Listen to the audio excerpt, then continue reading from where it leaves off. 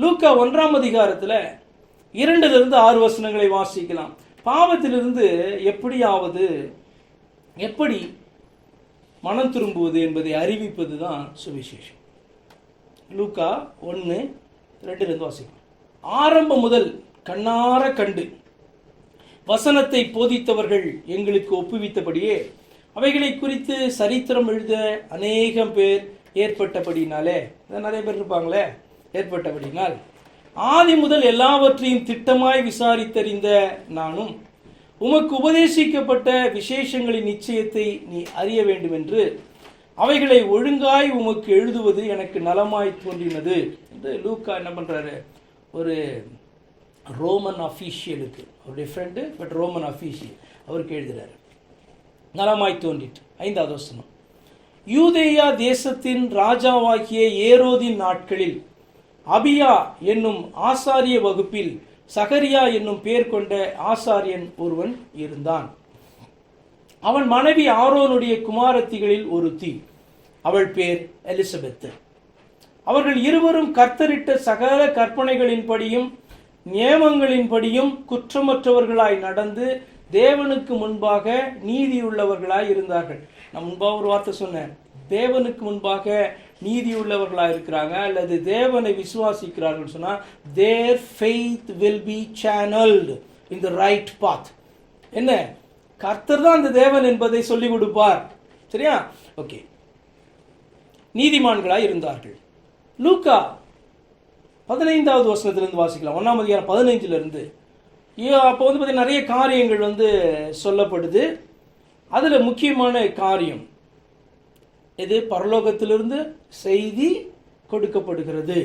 அந்த செய்தி என்ன? யோவானை குறித்து 15:16 அவன் கர்த்தருக்கு முன்பாக பெரியவனாயிருப்பான். கர்த்தருக்கு முன்பாக பெரியவனாக இருப்பான். திராட்சரசமும் மதுவும் குடியான். தன் தாயின் வயிற்றில் இருந்த போதே பரிசுத்த ஆவியினால நிரப்பப்பட்டு இருப்பான். அவன் இஸ்ரவேல் சந்ததியாரில் அநேகரை அவர்கள் தேவனாகிய கர்த்தரிடத்தில் திருப்புவான். இப்போ மேல நம்ம வாசித்தமே, உங்களுக்கு ஞாபகம் இருக்கிறதா? அவன் தேசமெங்கும் போய் பாவ மன்னிப்புக்கென்று மனம் திரும்புதலுக்கேற்ற ஞான ஸ்நானத்தை குறித்து பிரசங்கிப்பான். பாவ மன்னிப்புனா என்ன, மனம் திரும்புதல்னா என்ன, எப்படி மனம் திரும்புதலினால பாவ மன்னிப்பு ஒரு மனுஷனுக்கு உண்டாக முடியும், யார் மேல விசுவாசத்தை வைக்கிறதுனால இந்த காரியம் நடக்கும் என்பதை குறித்த பிரசங்கம் அப்படின்னு நான் உங்களுக்கு சொன்னேன். அப்ப இந்த வார்த்தை சொல்லுகிறது 16வது வசனம், யோவான் இஸ்ரவேல் சந்ததியாரில் அநேகரை அவர்கள் தேவனாகிய கர்த்தரிடத்தில் திருப்புவான். மிக மிக முக்கியமான வார்த்தை.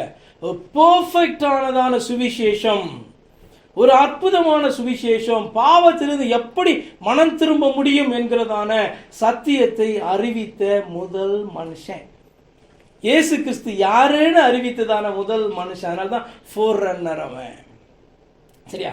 அப்ப அவன் இஸ்ரவேல் சந்ததியார் அநேகரை அவர்கள் தேவனாகிய கர்த்தரிடத்தில் திருப்பான். இதுக்கு பேர் சுவிசேஷம். இதை தான் நம்ம ஏசாயா நிருபத்துல தீர்க்கதரிசன புஸ்தகத்துல நம்ம வாசிக்கிறோம். எருசலேம் எனும் சுவிசேஷகியே, சீயோன் எனும் சுவிசேஷகியே, பயப்படாதே, சத்தமிட்டு சொல்லு. யாரை பார்த்து? இயேசு கிறிஸ்துவை. அதாவது தேவன் மனிதனாக வெளிப்பட்ட பொழுது அவரை பார்த்து இதோ உன் தேவன் என்று கூறு. இதோ உன் தேவன் என்று இயேசு கிறிஸ்துவை குறித்து கூறாத சுவிசேஷம் பரலோக சுவிசேஷம் அல்ல. அது இந்த பூமியிலே காணப்படுகிறதான சுவிசேஷம் என்கிற பெயரில் பிசாசு பயன்படுத்தி கொண்டிருக்கிற காரியம். திரும்ப சொல்லுகிறேன். ஆனால் சரியான சுவிசேஷம் எப்படி அறிவிக்க வேண்டும், எப்படி இயேசு கிறிஸ்துவை விசுவாசிக்க வேண்டும் என்று ஏசாயா தீர்க்கதரிசனத்தில் சொல்லப்பட்டதோ அப்படியே திரும்பவும் அந்த செய்தி பாத்தீங்கன்னா இவன் இப்படியாக அறிவிப்பான்.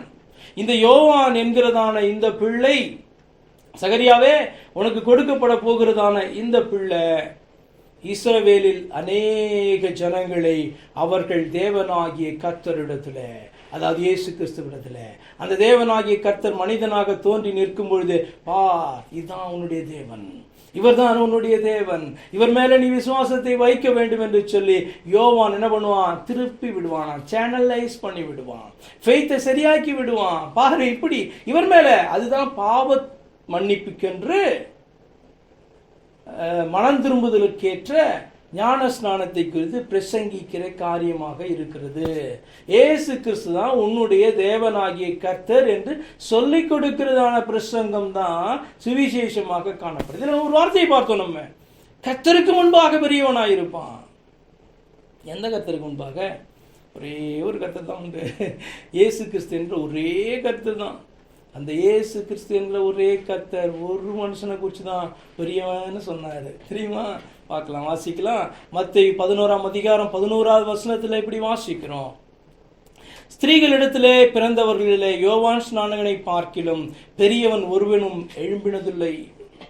ஆகிலும் பரலோக ராஜ்யத்தில் சிறியவனாய் இருக்கிறவன் அவனிலும் பெரியவனாய் இருக்கிறான் என்று உங்களுக்கு மெய்யாகவே சொல்லுகிறேன் என்று சொன்னான். யோவான் ஸ்நானகனை குறித்து கர்த்தரே சாட்சி கொடுத்தார், அவன் பெரியவன் என்று சொல்லி. நம்ம வாசிக்கிறோம், பரலோகத்திலிருந்து வந்த செய்தியிலையும் என்ன சொல்லப்படுச்சு யோவானை குறித்து? காபிரியேல் என்ன செய்தியை கொண்டு வந்து சொல்லுகிறான்? இவன் கர்த்தருக்கு முன்பாக பெரியவனாயிருப்பான்.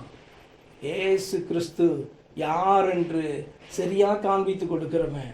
ஏசாயா தீர்க்கதரிசனத்தில் சொல்லப்பட்டிருக்கிறபடியே இதோ உன் தேவன் என்று தைரியமாக சொல்லுகிறதான கிறிஸ்தவன் சுவிசேஷகன் இன்றும் கர்த்தருக்கு முன்பாக அவன் பெரியவனாய் காணப்படுகிறான். இல்லை என்று சொன்னால் துரோகம் பண்ணுகிறவனாக காணப்படுகிறான். அப்ப ஒரு மனிதன் தேவனாகிய கர்த்தர் ஒருவரே கர்த்தர் என்பதை புரிந்து கொண்டு அவர் நாமம் இயேசு கிறிஸ்து என்பதை உணர்ந்து அறிந்து விசுவாசித்தால் he has the right kind of faith and he is on the right track or he is on the right path என்று சொல்லி அர்த்தம். இல்லை என்று சொன்னால் நானும் விசுவாசிக்கிறேன், என்னுடைய விசுவாசம் கிறிஸ்தவ விசுவாசம், என்னுடைய விசுவாசம் வேத விசுவாசம், என்னுடைய விசுவாசம் பார்த்தீங்கன்னா விசுவாச பிரமாணத்தில் சொல்லப்படுகிறதை போல ஒரு விசுவாசம் அப்படின்லாம் நீங்கள் நினைச்சிட்டு இருக்கீங்களா? என்ன விசுவாச பிரமாணம்? விசுவாச பிரமாணம்னா இதுதான், தேவனாகிய கர்த்தர் ஒருவரே கர்த்தர், கர்த்தரே தேவன், கர்த்தருடைய நாமம் இயேசு கிறிஸ்து என்பதுதான் விசுவாசம்.